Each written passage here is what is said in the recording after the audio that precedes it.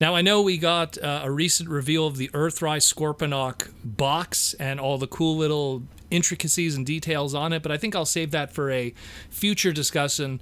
What we have right now is a little more interesting, in my opinion, to discuss, and it's that of Paramount Pictures' Twitter account asking us, which Paramount classic would you like to see back on the big screen in theaters?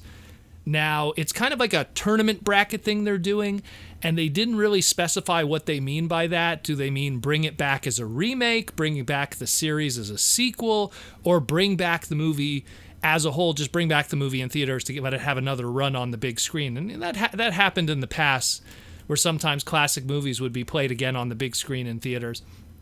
But this is a weird one because, I mean, when you think about it, like today's, like as of this recording, what's going on in the world right now, movie theaters aren't really a thing.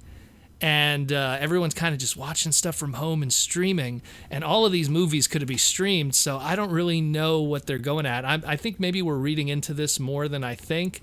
But, I mean, we'll find out. But let's discuss what's going on here. So they have a tournament bracket. And essentially it has 8 movies that they claim to be classics of their collection. Some of those I'd argue, but that's just me and my own personal opinion. But so we have here, I'll kind of break it down for you guys. So you got Star Trek, the 2009 remake, against Interstellar, the 2014 sci-fi movie, which I wasn't a big fan of it. Star Trek, I kind of lean more on the remake, although it was okay too.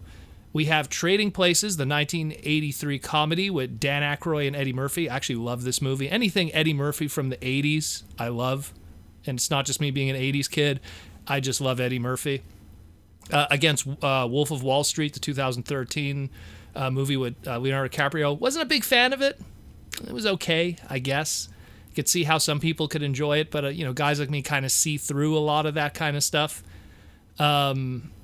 Then you have on the next category, you have here Grease, the 1979 musical with John Travolta. Really like that movie. That was a really good one. Against the 2004 movie Mean Girls. I've never seen that movie in my life, and probably, I mark my words, in my lifetime will probably never see that movie. Just one of those movies I probably would never go out of my way to try see. And then we have final category we got of the bracket here.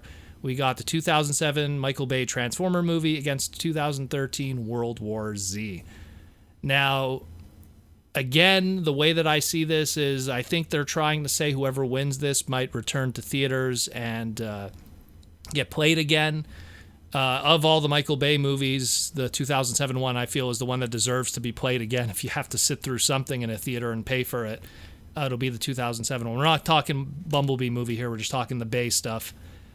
But yeah, I mean, I think that's it because definitely I don't know. I'm looking at these and I'm going, is it to bring it back to theaters, just to give it another run? Is it to make a sequel? Is it to make a reboot or a remake? Because I kind of look at what is presented here and I go, well, what else does Paramount own? Because I'm going really, these are your classics? And I kind of looked it up and I'm like, oh yeah, there's, Titanic was Paramount. And while I wasn't a big fan of that movie, I can't deny the money that it made. So maybe it's that, maybe it's really more, they're trying to look for something that could be a licensing thing and they can't use Titanic. Shrek is part of Paramount, so is Mission Impossible, the Indiana Jones stuff, the Forrest Gump movie, which I actually enjoy quite a bit. I could go on, but, within, let's say their top 25 movies, in there is some of the ones that we listed here. So it's a possibility it might just be a straight up just bring back to theaters kind of thing. And I mean, as it stands right now, so Transformers right now in the standings is beating World War Z. Transformers has 61.4% voting to World War Z's 38.6%, so they're leading pretty good. If Transformers does win, they're going to go up against either Grease or Mean Girls, and right now, as of this recording, Grease is literally winning by 0.5%. They're at 50.6 and Mean Girls is at 49.4. So they're just barely. So who knows who's going to win that one in the end. But one of those two is going to go up against Transformers. And just might as well just finish it off. Wolf of Wall Street is actually beating Trading Places by a lot, which is kind of a shame. And Interstellar is beating Star Trek by quite a lot, which is quite a shame because of those two pairs, I lean more towards Star Trek and Trading Places. And Grease, well, I just hope Grease wins because that's the movie I like, and I have no idea about Mean Girls.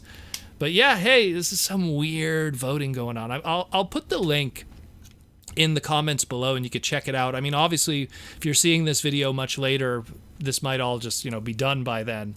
But it is very weird that they're doing this, and it makes me wonder if they're planning something, because I mean, it's not like it's, planned for a 10th anniversary kind of thing. That's already come and go. It's not like they're planning for a 15th anniversary thing. That's still not here yet. So it's a really weird kind of voting that they're doing in a question, because I think ultimately in the end, and correct me if I'm wrong, I think they just want to bring something back to theaters to just let it have another run and see what kind of money they can make with it. Maybe because some of the movie industries or maybe some of the theaters are kind of having a rough time. So bringing back some old movies and having them play on the big screen for people to see might be a reason. Although, again, the other half of my brain, and maybe that's just the other part of me, just going like, who's going to pay big money when they could just sit at home and watch it on Netflix? Unless there's something special involved with it.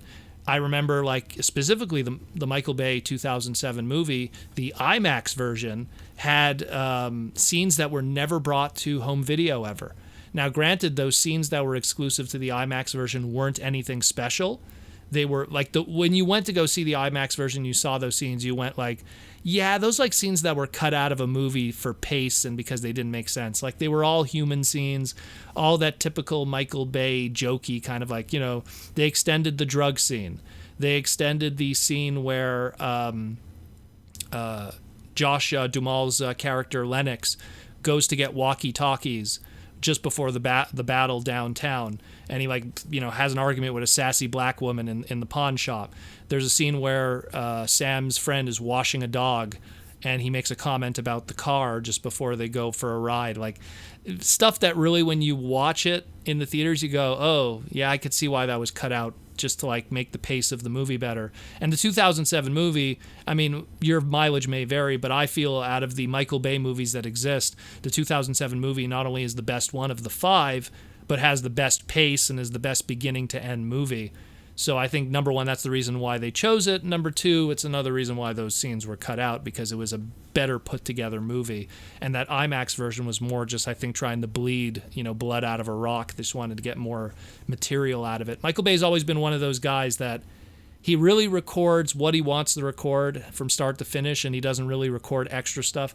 A lot of movies today, they actually record a lot of extra footage just because they know they have to sell DVDs. That's not so much now today, but back in the day, especially in the 2000s, that was definitely an issue, and Michael Bay was kind of always against that. That's why a lot of his movies don't have extras. They don't have deleted scenes and stuff like that, because he really plans what he wants to record. You could say what you want about Michael Bay, but that's his style, and you could respect him for it at least.